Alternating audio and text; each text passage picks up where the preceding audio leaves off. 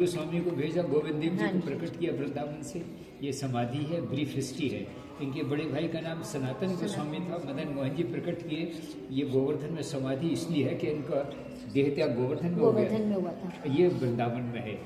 इनका नाम रघुनाथ भट्ट गोस्वामी, भागवत कथा सुनाते थे।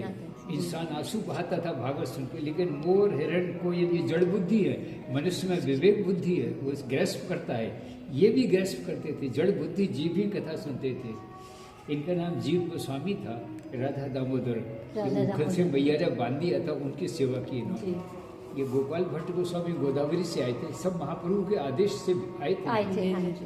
इनकी निष्ठा शालिग्राम, गोल गोल काला पत्थर, आप लोगों ने धोती कुर्ता दी, मंदिरों में बांटते हैं। रात भर ये सोचते रहे नहा के इनको कैसे धोती पहनाऊंगा।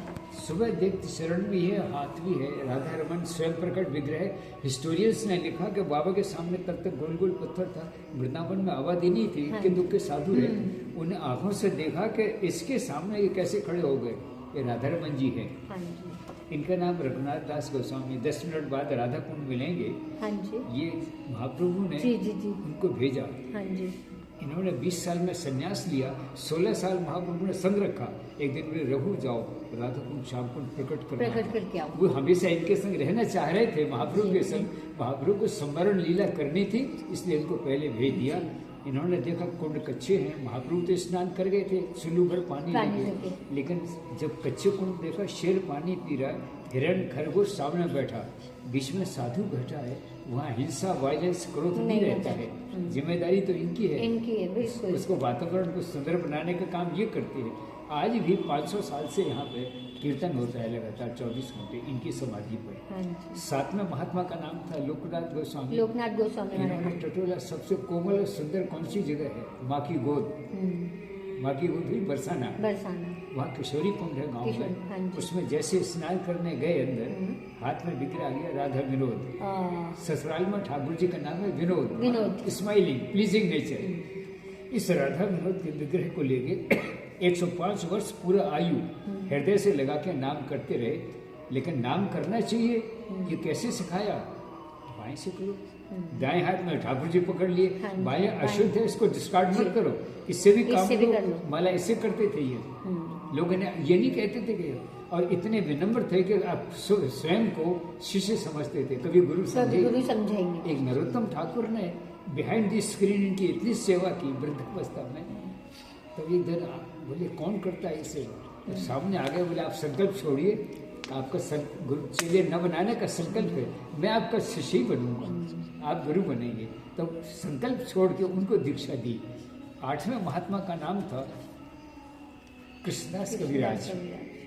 चैतन्य महाप्रभु के बड़े भाई नित्यानंद प्रभु ने जितनी घटनाओं का वर्णन स्वरूप दामोदर, रामानंद राय, उनके संग और गोविंद संग रह के नोट करते थे। उस जमाने में पेपर नहीं था, तालपत्र, वाइट खड़े चौक से लिखा करते। वो सारे संस्मरण लेके नित्यानंद प्रभु उनके घर गए। बर्दवान में जमकपुर गांव है। बोले आप जाइए, कृष्ण कुंड पर पहला घाट का नाम है मानस पावन। मानस पावन श्री जी स्नान करती हैं।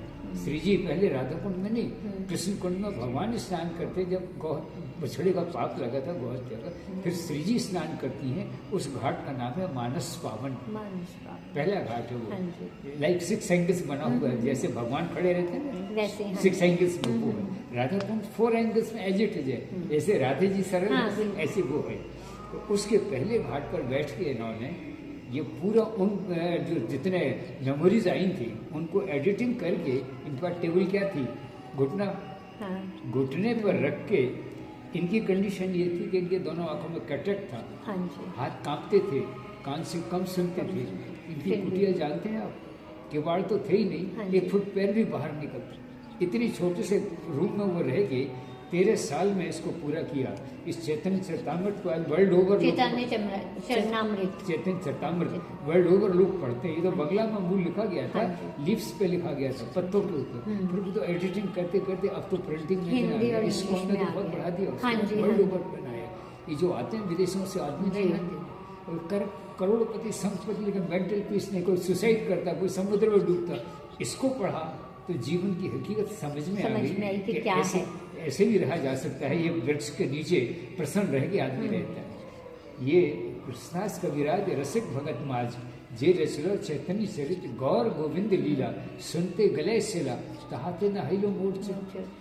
शिला कहते हैं पत्थर को। हाँ जी। गौर और गोविंद की लीला ऐसी है कि पत्थर भी पिघल जाता है। हमारा दिल क्यों नहीं पिघलता है? कि अभी हम बंधन में बंधे हैं। इन्होंने 40 साल इनकी कुटिया की सेवा की, 70 साल इस स्थान को डेवलप किया। हाँ। ये कठोर वैरागी साधु थे। मैं संग बढ़ता था, 118 साल हो गया। आप क्यों करते हैं? महाप्रभु की लीला लोग देखेंगे, स्थान करेंगे। और अगर अष्टगोस्वामी ना आते तो किसको मालूम था ये वृक्ष का वैभव कैसे निकलता है। तो ये वृक्ष का वैभव इसी पार्ट का सेकंड पार्ट है इस मंदिर का, अष्टगोस्वामी भजन कुटी। उसमें आप नेक्स्ट जनरेशन को ये तो बता जाएंगे इन महात्माओं ने इतने तपस्या की 15वीं शताब्दी से आज तक, तब आज आप प्रॉस्पेरिटी देख रही है। ये जो भक्ति की प्रॉस्पेरिटी है वो इनके कारण गई है। तो ये इनके महात्माओं के दर्शन है, ठाकुर के दर्शन और समाधि। और चारों तरफ बगीचा है तुलसी का, और द्वापर युगीन पेड़ हैं, द्वापर नीम और कदम कदम इसी के सेकंड पार्ट है। वहाँ पर जगह थी और उसमें से आप अनायास ही निकलेंगे तो तुलसी की गंध रामा श्यामा की भी निकलती है। आप इसको चाहें तो सम्मान से रख सकते हैं। बिल्कुल।